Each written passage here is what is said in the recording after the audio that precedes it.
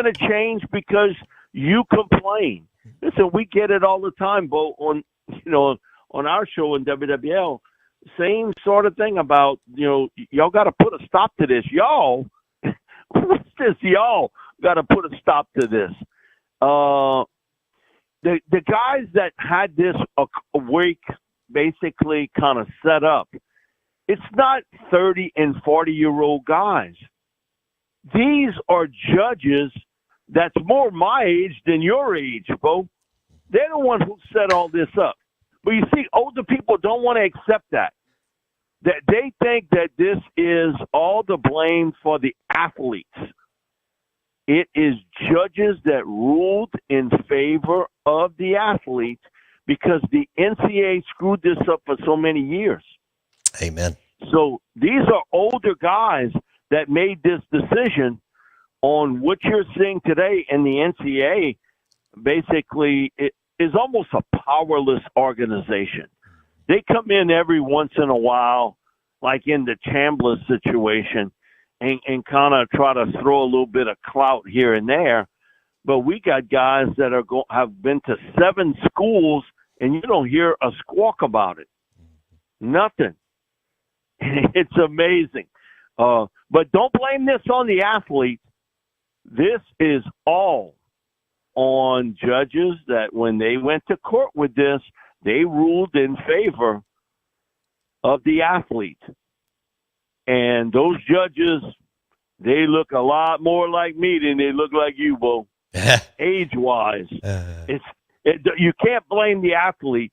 They're playing by the rules that are set up. Yeah. And John Summerall had a great point when we did Tulane Tuesday, and he was like, Mike, you got representation, I got representation, and so does every player playing major college football today. They got representation too. And who gave them that power? Judges in rulings. So don't blame the athlete. They just playing by the game that's been set up. Right. Mike Detillier, WWL Radio TV New Orleans. Dabo Sweeney's mad at Ole Miss over Luke Farrelly. Mike, what do you think happens? Get over it.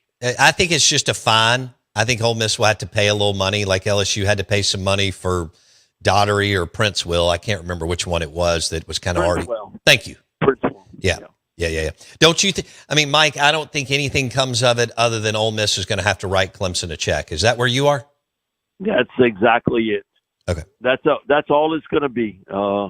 Because of the wording and how it's done, we had a lawyer on with us explain that, you can't prevent that player from leaving.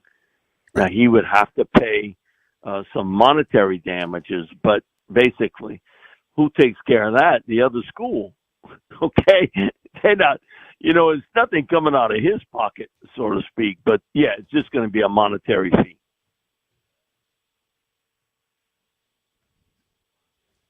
Yeah. Mike Detillier on ESPN 105.9 The Zone. All right, so what's crazier right now as far as your show? I know when you have the Saints, when you have an NFL team, that drives the ship majority of the time. But is Lane a bigger topic right now than Saints football and Tyler Shuck, Mike D? It has been the last 2 weeks. That's all I can tell you, because every day we get material. I got a couple young producers, and their deal is, I don't know what we're gonna do. Now that NFL's over with. No, the transfer portal is like manna from heaven. I mean, they gave us 2 weeks of content that we wouldn't have had. Last year was a little bit of it, and LSU was going out and get kind of 1-year guys. What you see with Kiffin's a little bit different. Yeah, he does get some 1-year guys, but he's also brought in some developmental people that'll stay more than a year. But what's driving the train? LSU transfer portal has for 2 weeks. This week is a little bit different because other than maybe to talk about Seaton, who came in sort of late last week, and I know we talked about it on this show. At that Tuesday morning, I had been told by people at LSU they felt very good about Jordan Seaton coming in, that he was kind of the final piece of the puzzle. They wanted to land that left tackle, but it's sort of drawn out throughout the week. His uncle was also involved with this, and finally it came down. You know, there's always representation. There's always people that sort of drag it out, and the stories that are going to be written about this, think about he leaves Baton Rouge and goes to Atlanta, Jordan Seaton. And the next day, who's following him to Atlanta is Lane Kiffin. He did almost the exact same thing with Sam Levitt when he went to Nashville to track Levitt down. So I've been told by some staffers the time he has put in with the transfer portal and understanding what that means for his team in 2026, he's put in more time recruiting in that same month that he's been at LSU. He's put in more time recruiting than, basically we saw Brian Kelly put in a year. Brian, wow, that was not Brian's forte. He did not like sort of that part of the game. He's certainly a different management style guy. He wanted to do things his own way and have the assistants and other people recruit and then bring them in, and then I talk to them and I'll be the closer. Come on, that's not how it works. You got to actively be involved with that, but that was not his recruiting style. Lane's a lot different, and young players relate to Lane Kiffin because he's on social media. Sure. Okay, people don't get it. Okay, people say who over 45 years old, they didn't grow up with social media. They don't understand this is the outreach to 15, 16, 17-year-olds and maybe a little bit older. They don't get that particular part. And I think that Lane does, and he's all into selling brand, the LSU brand. That, man, you can come here, and every time you turn on television, okay, they got Livy Dunn. Guess where Livy Dunn went to school? LSU. Shaq O'Neal. Guess where Shaq went to school at? LSU.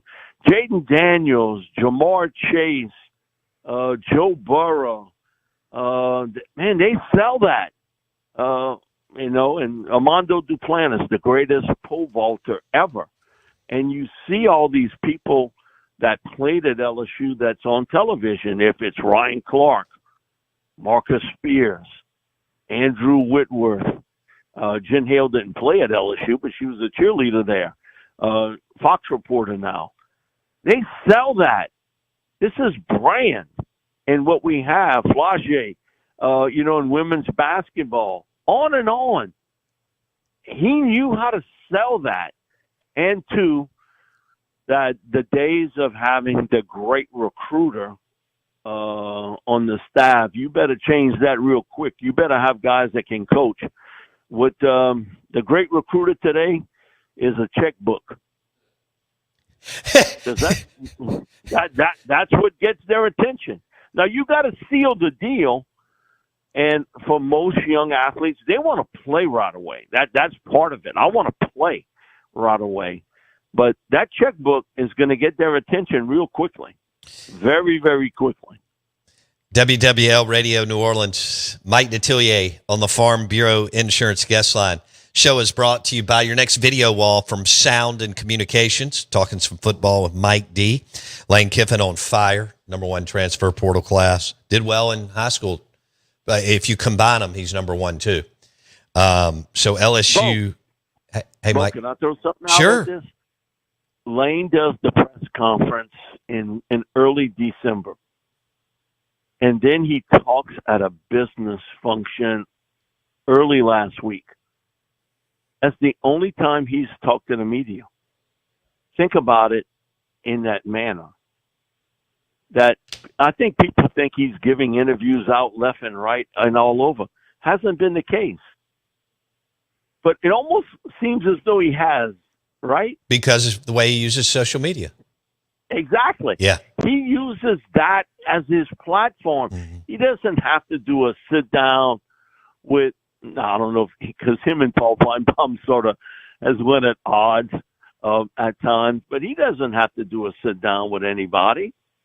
He's getting his message across, and you would swear he's giving interviews left and right. Now, he did show up at the Texas Bowl and gave a little spot there, but there's been no television sit down, radio sit down, none of it. But you'd swear it was. You'd swear it would happen. That because of how he uses social media, and other coaches really don't do it. So when he says something, everybody's paying attention. He's become college football's version of E.F. Hutton. Hutton talks, people listen. Okay, that's just true. That's just the way he's done it. True. And you might not like it, and eventually one day he's going to leave LSU, and in probably a really messy situation, like he's done everywhere else. But if he can win and win big, I think for LSU, they used of it. They saw Paul Diesel do it in the 60s. They saw Coach Saban, he tried to get in the NFL, and that didn't work out. So I think the days of maybe having the Bobby Bowdens of the world or Darrell Royal at Texas or Bo Schembechler and, those type of guys that spent so long at universities, Joe Paterno at Penn State, I think are sort of gone. Yeah. They sort of left us like our youth. It's gone too. That you're not going to see that. It's going to be more of, I think, what you see in the real world today. Mm-hmm. That, people last a few years at a job and then something happens. Either they're forced out or they decide to leave for more money. I agree with you. Mike Detillier on the Farm Bureau Insurance Guest Line. Let's talk Lane and Saban, Mike. Saban needed Lane, and Lane needed Saban. Saban needed to reboot his offense. Lane needed to go to coaching rehab. And so it worked, but it drove Saban crazy because he was late all the time and, not as disciplined and accountable as he is today. But he took from that, figured it out at Florida Atlantic. You know the drill. Made the run at the historic run at Ole Miss, and now he's going to do well at LSU. I get the sense that Lane wants to be close to Saban. Obviously, they have conversations, but that at the end of the day, Saban will talk to him and mentor him a little bit, but he just doesn't have time, doesn't really want to be close to Lane. Do you agree with any of that, Mike? I think there's a relationship there that only probably they could address, to be honest with you. It ended ugly when, he had to let him loose before the national championship game. Well, he had got assurances that, Lane's focus would be on the game. Lane's focus was on Lane and recruiting. Okay. That's difficult to do when you're trying to juggle it. That's really difficult to do there. And I think with Lane, I think he would want a good relationship with Coach Saban. I really believe that. Just like people say he doesn't care about what's said about him. I think that's wrong. Yeah. I think he does care about what's said about him. Now, does it in the long run matter to him? No. But I do think it does matter to him that he have a good relationship with some people in the media because they can get his message across. They can get that across. Mm-hmm. I think, when you take jobs like Ole Miss and LSU, because of the communities we live in, it's a little different jobs than maybe other places. That you got to kind of know the people and their understanding of it and their acceptance that, hey, we all flawed in life. I'm flawed, you flawed, we all flawed in life. But accept me for who I am, But if you in for the ride, I'm going to give you one. Now, how I leave is going to be a little different, but we're going to go for a really good ride here. And I think that particular part for Lane is always going to be a part of him in how he leaves schools and how he's left jobs. But I do think he seeks sort of the attention of applause on how successful he is. You can say, oh, no, it doesn't matter to him. It does matter to him because I think he's sensitive about it. He still is upset that, Feinbaum went over and over again about how he got fired at USC. that wasn't yesterday that he got fired on the tarmac at in California. That wasn't yesterday. And so some coaches can just put it aside and walk away. It's just another chapter. I think Lane is like a lot of us and remember the bad moments a lot more clearer than the good ones. Yeah. And we all have that trait in us. We remember as humans more difficult times than we remember maybe good times. The one thing when Sean Payton left the Saints, we had this supper for Sean. One of the things he said that day was, I wish I would have enjoyed the Super Bowl run better. That I didn't enjoy it like I should have. And so he said, if ever the situation comes and I get another shot, I want to enjoy it more because I know it's not going to happen very often in today's world, but I didn't enjoy it like I should have in 2009. I thought that was telling of all the things he could have said, and that was in his mind, that he didn't enjoy that Super Bowl run. He was so driven to get it that you sort of forget, hey, it took a while to get there. Mike Detillier on the Out of Bounds Show, WWL Radio TV New Orleans. All right, Sean Payton, when he didn't kick the field goal in the first half Sunday. Mike D., what was your reaction? It's not a second guess. It was the first one. What the hell? He knew the weather conditions in the second half of that game. One of the things Sean would always talk about when he was coaching with the Saints, Coach Payton would bring up about of getting, weather reports on wind and when it would start to rain or snow or whatever. They didn't have a lot of those games snow-wise when he was in New Orleans, but he was always up to date on that. You got to take the 3 points there. You're playing with a backup quarterback. And even that play, if it gets the first down, doesn't get you a touchdown. You can talk about going up 14-0, but only thing that play would have gotten you was the first down. Right. Kick the field goal, take the points. The other thing with Sean, you got to remember that Coach Payton is always hyper-aggressive. Bowie's always been that way. Always. He was hyper-aggressive before hyper-aggressive for a coach was in the dictionary. That's right. He was like that here in New Orleans from early on until the day he left. He was that sort of individual. It didn't surprise me. It's just something I wouldn't have done knowing those conditions were going to worsen. You get a 10-0 lead, and your defense was playing lights out, okay? And not like Drake May was lighting it up here. He wasn't.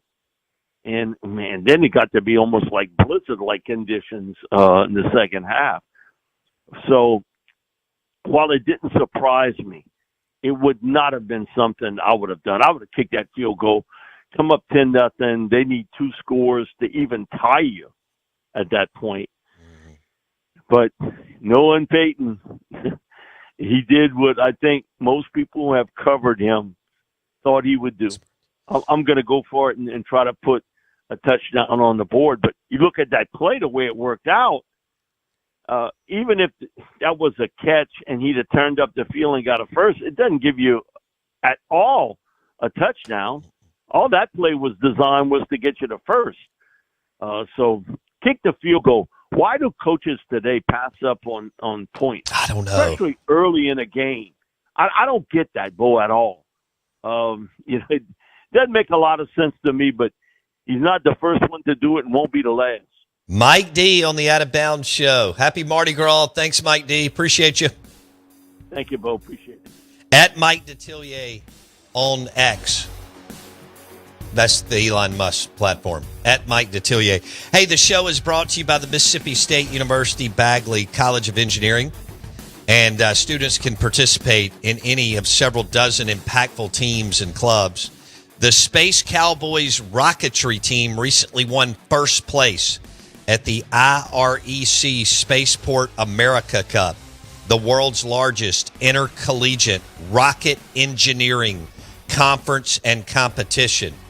And Mississippi State University Bagley College of Engineering won it.